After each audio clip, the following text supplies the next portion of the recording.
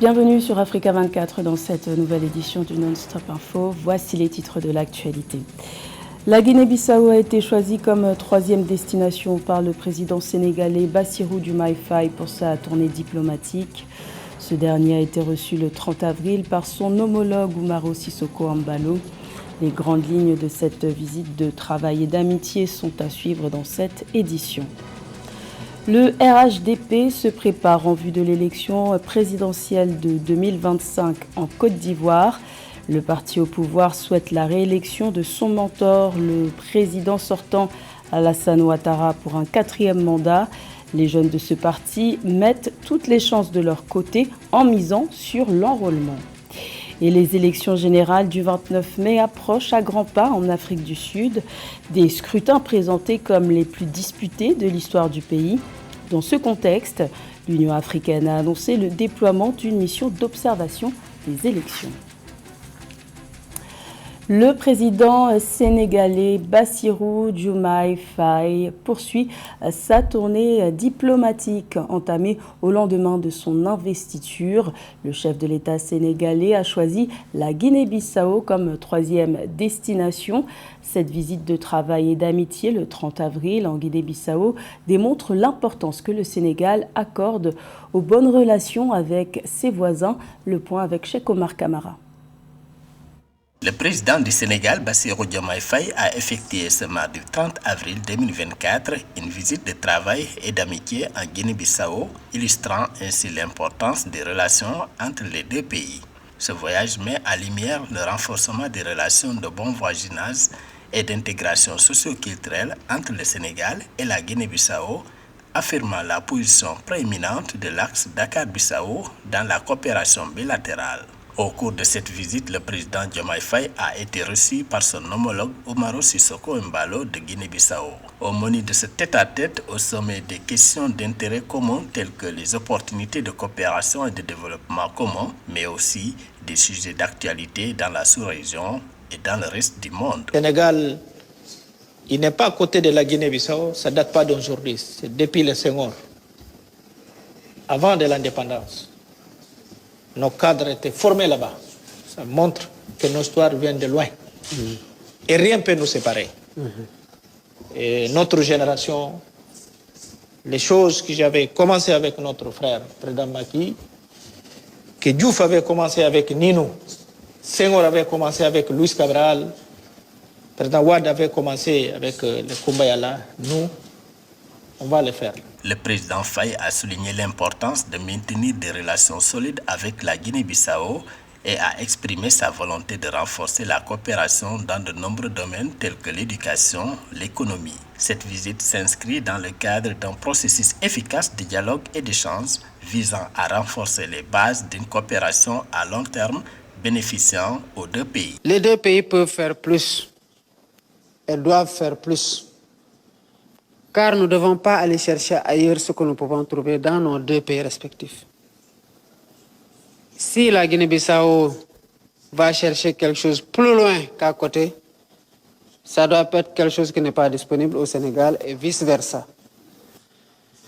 Voilà pourquoi je voudrais inviter les secteurs privés des deux pays à mutualiser les efforts et les ressources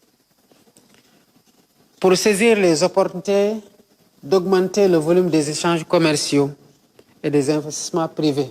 La Guinée-Bissau est l'un des pays clients du Sénégal en Afrique avec un volume d'exportation estimé à 108,257 tonnes en 2022, soit l'équivalent de 55,201 milliards de francs CFA, soit une augmentation de 33,5% par rapport à 2021, selon le Bureau d'information gouvernementale du Sénégal. Également dans l'actualité en Tunisie, la tension est palpable à quelques mois de l'élection présidentielle qui doit se tenir en automne prochain. Le mouvement d'opposition Front du Salut National a annoncé ce mardi 30 avril son intention de boycotter le scrutin.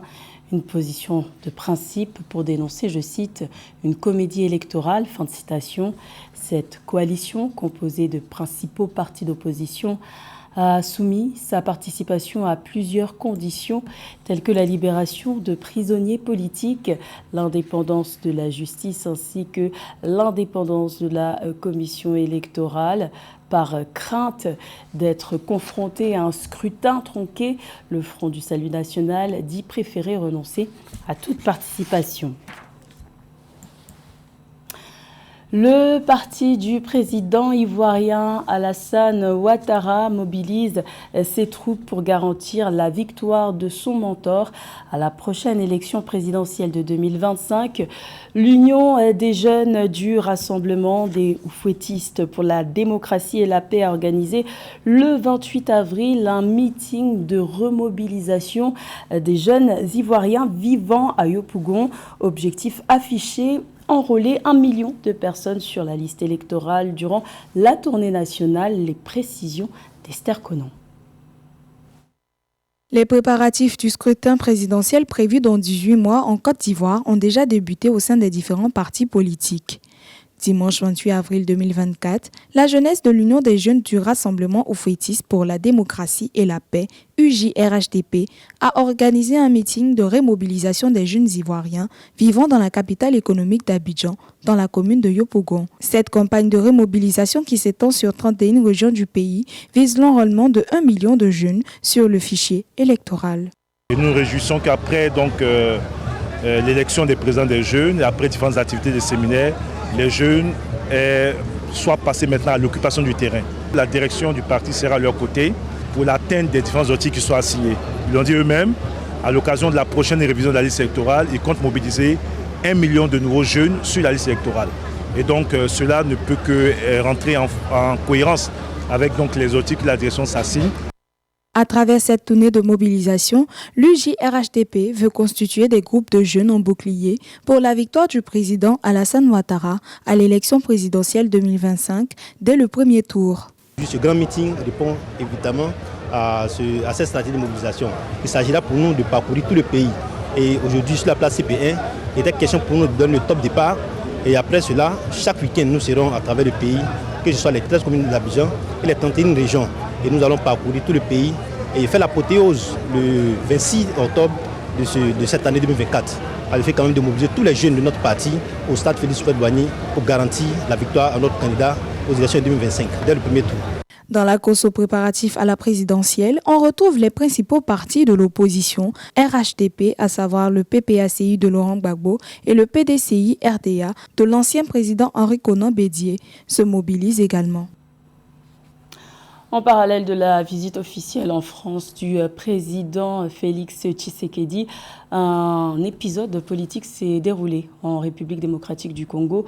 Le ministre des Finances, Nicolas Kazadi, qui devait initialement faire partie de ce voyage, a été interdit de quitter le territoire. Il n'est pas le seul puisque 2 autres personnalités politiques sont concernées, dont un autre ministre. Leurs noms sont cités dans une enquête sur des soupçons de détournement de fonds publics. Plus de détails avec Mildred Diamou. Le 29 avril 2024, 3 responsables de la République démocratique du Congo étaient attendus au bureau du procureur général près la Cour de cassation pour éclairer la justice sur une affaire de détournement présumé de deniers publics. Il s'agit des ministres des Finances, Nicolas Kazadi, du Développement rural, François Robota, et de l'ancien ministre du Développement rural, Guy Mikoulou. Dans le cadre de l'ouverture d'une enquête judiciaire à leur charge, dans une affaire de surfacturation présumée dans des contrats d'installation de forage d'eau et de lampadaires dans le pays, ils ont été interdits de quitter le territoire national. Le débarquement du ministre des Finances de la République démocratique du Congo, Nicolas Kazadi, à l'aéroport international de Kinshasa, Ndjili, ainsi que de son collègue du développement rural, procède du fait que le président de la République démocratique du Congo, Félix Tshisekedi, ne voudrait pas avoir dans sa délégation des personnes qui traînent une réputation sulfureuse de corruption. Il s'agit d'un accord signé en avril 2021 entre le ministère congolais du développement rural et le consortium Stevens Construct South Water pour l'installation de 1000 forages et de lampadaires et la construction de stations mobiles de traitement d'eau dans 1000 localités à travers la RDC. Un projet évalué à près de 400 millions de dollars. Le 12 avril 2024, 2 structures de la société civile ont proposé la mise en place d'un comité de suivi du projet, dénonçant une surfacturation. Réfutant les accusations, le ministre des Finances Nicolas Kazadi a déclaré que les paiements aux prestataires avaient été approuvés sous l'administration de son prédécesseur, José Selehi Alagouli. La sortie opportune de ces affaires procède du fait qu'il y a des tractations pour la formation d'un nouveau gouvernement après les élections, le gouvernement de Mme Toulouka. La décision interdisant les 3 responsables de quitter le sol congolais figure dans une correspondance adressée à la Direction générale des migrations par la Cour de cassation le 27 avril 2024. L'Association congolaise pour l'accès à la justice a demandé la saisie des biens et des comptes bancaires des personnes ayant participé à la signature des contrats. Les élections générales se préparent en Afrique du Sud. Elles se tiendront le 29 mai prochain. Ces scrutins sont présentés comme étant les plus disputés de l'histoire politique du pays car le parti au pouvoir ANC pourrait pour la première fois perdre la majorité absolue. C'est dans ce contexte que l'Union africaine a annoncé le 29 avril le déploiement d'une mission d'observation des élections. Les explications de Samantha Saberou-Saboubanga. Alors que l'Afrique du Sud effectue les derniers préparatifs pour les élections nationales, le président de la Commission de l'Union africaine, Moussa Faki Mahamat, a annoncé le 29 avril 2024 le déploiement d'une mission d'observation électorale de l'Union africaine dans ce pays. Dirigée par l'ancien président kényan Uhuru Kenyatta, la mission comprend 60 observateurs, dont 3 experts électoraux de l'équipe de base chargée d'observer le déroulement des élections générales prévues du 21 mai au 3 juin 2024. Indéniablement, la délégation qui représentera les observateurs de l'Union africaine est relativement importante. Nous savons que dans ce contexte particulier d'élections générales en Afrique du Sud, qu'il va y avoir une bascule a priori selon les observateurs, avec a priori une empreinte et une influence beaucoup moins importante de l'ANC. La mission tiendra des réunions avec divers acteurs et observera les derniers préparatifs ainsi que le déroulement du processus électoral. Une déclaration préliminaire sera publiée par la mission d'observation après le jour du scrutin basée sur les résultats recueillis et fournira des rapports ou une évaluation impartiale sur la qualité des élections générales. Donc il s'agit pour les observateurs de l'Union africaine d'anticiper, d'apaiser la situation et d'œuvrer à ce que le scrutin soit le plus transparent possible, qu'il n'y ait aucune contestation qui en découle. D'après l'organe de gestion des élections d'Afrique du Sud, le scrutin de 2024 devra être le plus âprement disputé de l'histoire du pays, puisque plus de 14 000 candidats se disputeront 887 sièges des assemblées nationales et provinciales. Pour rappel, le 27 avril 2024, l'Afrique du Sud a célébré ses 30 ans de démocratie écoulés depuis la fin du régime de l'apartheid sous la direction du parti au pouvoir, le Congrès national africain ANC. Un nouvel accord social a été signé le 29 avril à Rabat au Maroc. Le gouvernement marocain, les syndicats et le patronat se sont entendus sur la revalorisation salariale après plusieurs semaines de négociations. À l'issue de ce dialogue social, la principale annonce est la hausse de 10% du salaire minimum interprofessionnel garanti SMIC dans le secteur privé. Plus de détails avec Catherine Gombey.